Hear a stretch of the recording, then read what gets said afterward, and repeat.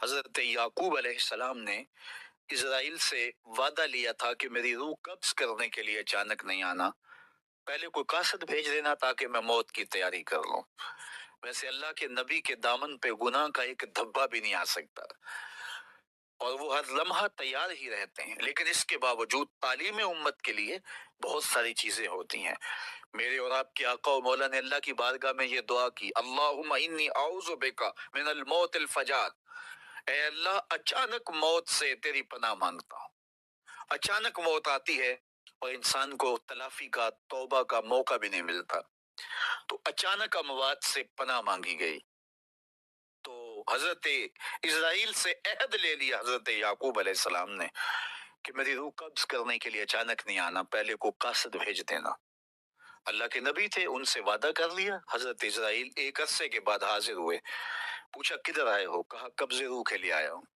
कहा तुमने तो वादा किया था अचानक नहीं आऊंगा, पहले कासद भेजूंगा। तो कहा हजरत मैंने तो कासद भेजे थे। फरमाया मेरे पास तो एक भी नहीं आया। अर्ज की हजरत आपके सामने कितने लोगों की मौत वाकया हुई, ये मेरा कासिद नहीं था तो और क्या था। ये उठते हुए जनाजे मेरा कासिद नहीं था तो और क्या था। आपकी दाढ़ी में सफेद बाल उतराए, ये मेरा कासिद नहीं था तो और क्या था। जब बेनाई कम पड़ने लगे, जब आज़ाब मुतमहिल हो जाएं, जब चलते हुए ठोकरे लगे, जब बोलते हुए लुकनत आने लगे, जब यादाश्त खोने लगे, तो समझ लो पैगाम मौत आ गया। ये डूबता हुआ सूरज हमें मौत का पैगाम दे के जा रहा है। देखो कैसा बांकपन था, कैसी दोपहर थी, कैसी किरणों की तमाजत और हिद्दत, शिद्दत और गर्मी थी, लेकिन आज दर्द गुरूब से जर्द हुआ जा रहा हूं।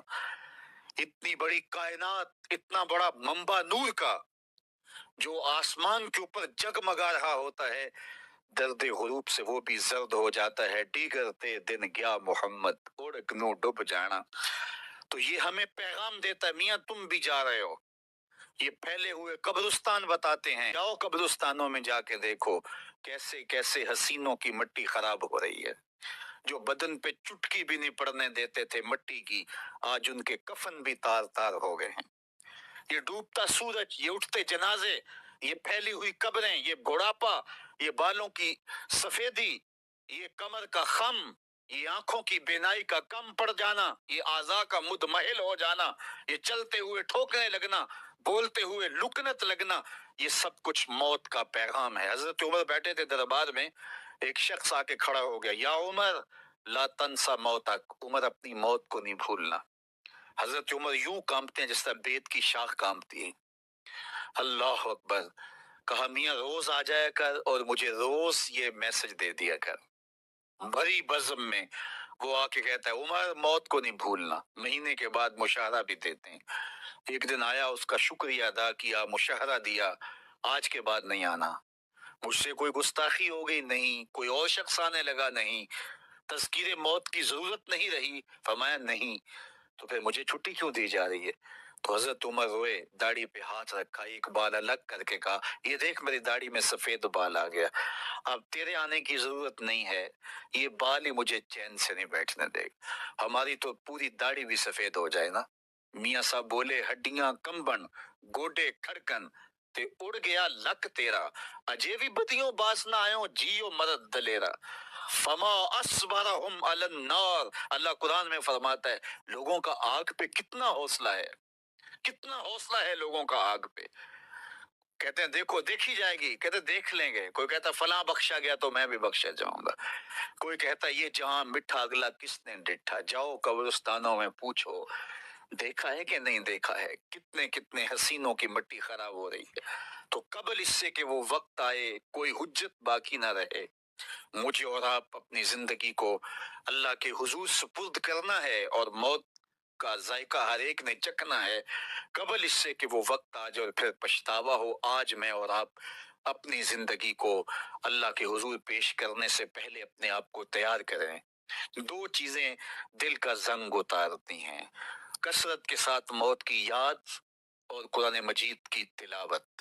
इदारतुल मुस्तफ़ा की फिक्र लोगों को माद से जोड़ना और किताबुल्लाह से उनको मरबूत करना है।